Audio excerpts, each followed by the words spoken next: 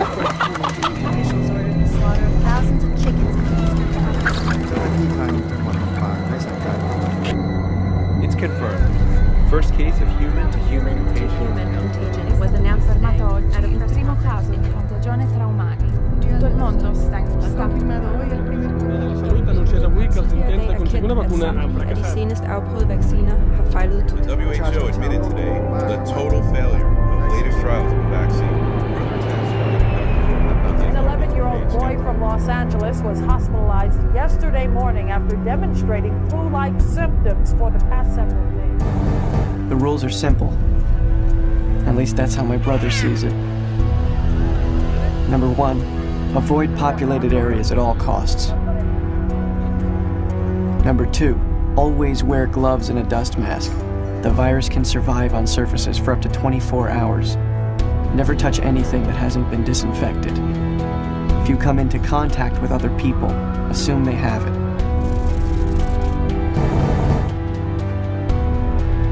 Number three, the sick are already dead and they can't be saved.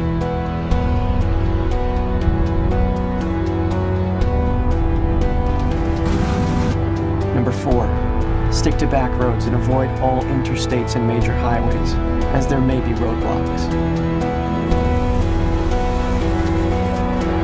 And the last rule, my brother's favorite. Take what you need and never look back.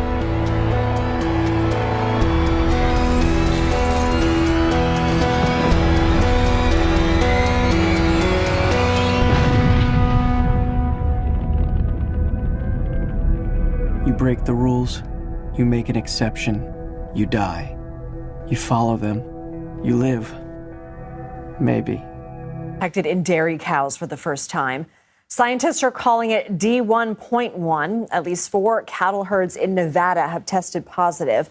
Health officials say this form of the virus has recently become the predominant strain of bird flu in wild birds and poultry across North America.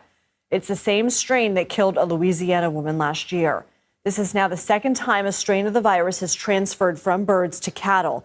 The CDC says the health risk to the public remains low, and there's no evidence of human-to-human spread. Dr. Jacob Glanville joins us now. He's the CEO of Centevax, a San Francisco-based biotech firm. Thank you so much for being here, Doctor. This strain was never before seen in cows nowadays. What does that say to you about the virus?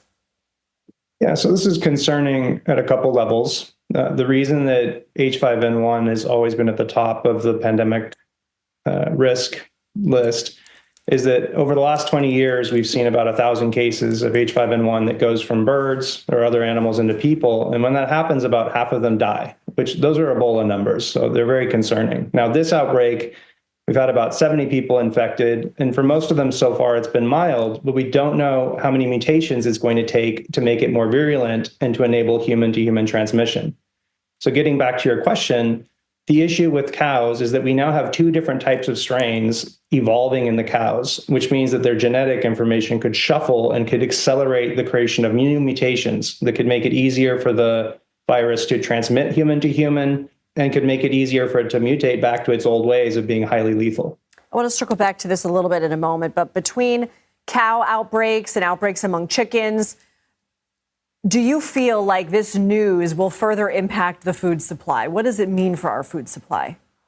Yeah, sure. So we have everyone's experienced the problem with just getting access to eggs, and California has declared a state of emergency based on massive infection in our cattle. It will likely continue to affect our food supply because our current method is culling. It would be nice to be able to vaccinate those herds, but the alternative is you have to kill all the animals. The other risk here is that when you have lots of chickens around people and then lots of cows or mammals around people, it just makes it easier than ever for the virus to jump towards humans. So there's a food access problem, but there's also a public safety problem. So you mentioned that we still don't know how many mutations this will need to undergo before it becomes more virulent and could pass more easily to humans. I mean, experts keep saying that the risk to public health remains low. Do you share that sentiment? At what point would you change your mind?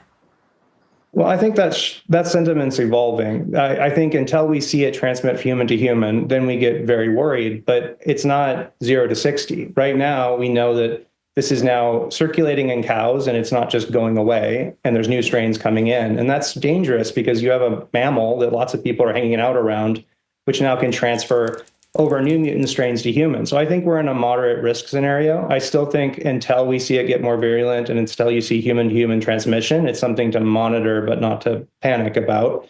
But I also think it's critical at this point that we invest resources in preparative vaccines and countermeasures in the event that we do see human-to-human transmission take place. This is the work that my company does on broad-spectrum vaccines. The U.S. government recently spent $590 million on a strain-specific vaccine to be developed. And I think it's time to do that now because the virus is so close to the human population and we're seeing spillover take place. Interesting point. All right, Dr. Jacob Glanville, thank you. Thank you.